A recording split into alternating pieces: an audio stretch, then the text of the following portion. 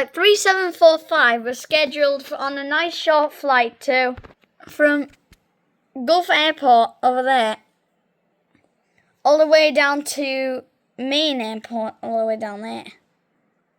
The domestic flight, operated by an RL-72 aircraft, was definitely nice and short.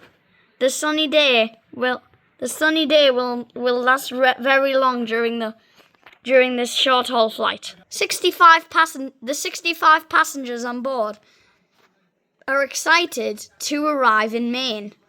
24-year-old Bob Williams is the first officer on board this flight, with only 2,185 flight hours on board the RL-72-300.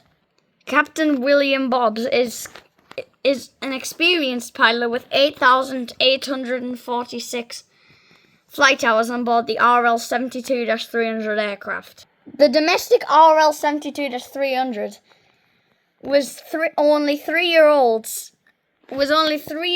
and was pretty new and had just ran a maintenance check 2 days ago. Pilots declared startup on board the RL-72.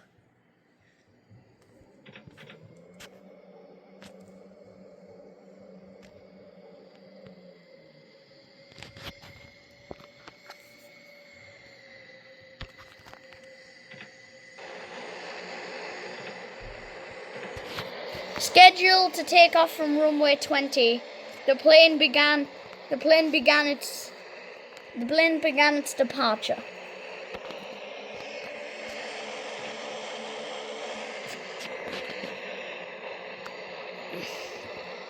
Turboline's Flight 705 was already prepared for its takeoff. They just were waiting for air traffic control to respond. This is the Gulf Tower to Flight 705 here. Hold short because there are one aircraft using the runway before you. So please stand by for a very short delay and announce this to your passengers. Flight 705 was preparing for the takeoff after a Turboline's C400 took off. The brand new RL-72-300 in 1981 was all packed up ready for the flight to Maine. The flight air traffic control had another message for them. Turboline 705 cleared for takeoff. They were cleared for takeoff.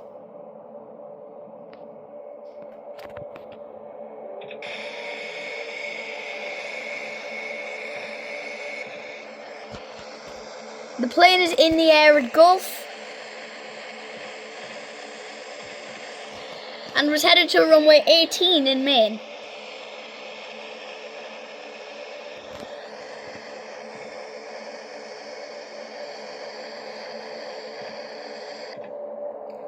In the cockpit, the captain was also preparing for a nice domestic flight to Maine and was excited for the return flight. The pilot does hate Maine Airport.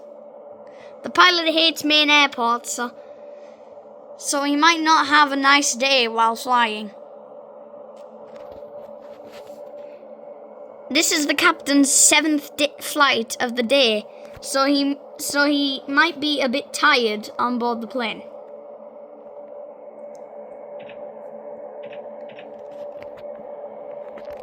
Suddenly, the plane went into a bank. Bank angle. The alarms kept screaming at the cockpit. Bank angle. Bank angle. Bank angle. Bank angle. Bank angle. Bank angle. Bank angle. Bank angle.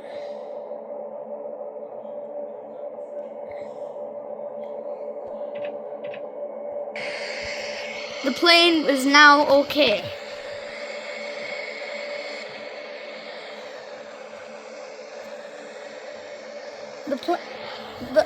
the ailerons used to control the plane's angle have malfunctioned and failed.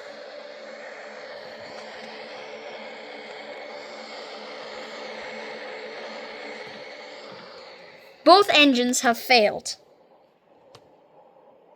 The plane is now a giant glider. The pilot is still trying to return to Maine.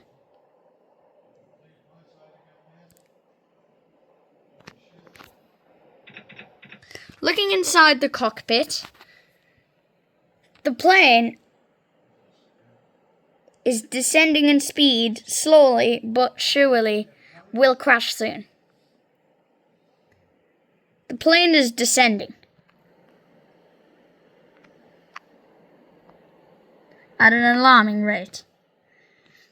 Soon, the plane will be in a mountain. The pilot made the worst mistake ever of restarting the engines.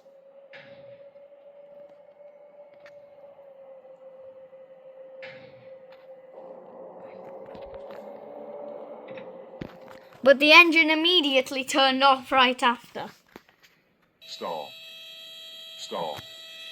Stall. Stall. Sink rate. Stall. Sink rate. Stall. Sink rate. The plane is falling. Stall.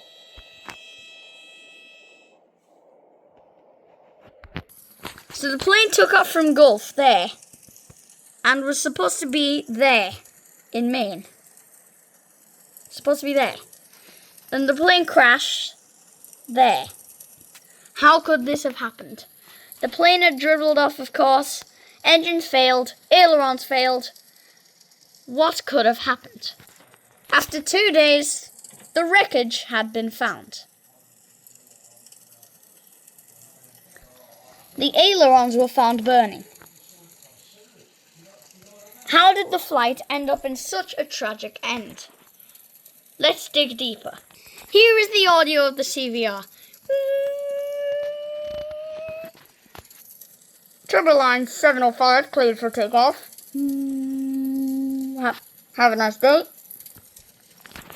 Wow, how did that happen? Oh, ailerons failed.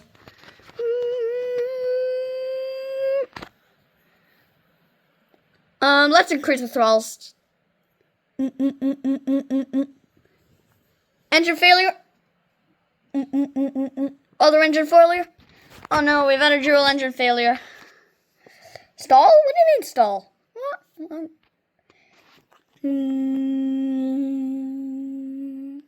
Too low. Terrain. The cockpit voice recorder has revealed the cause of the crash. The dual engine failure is not the suspect.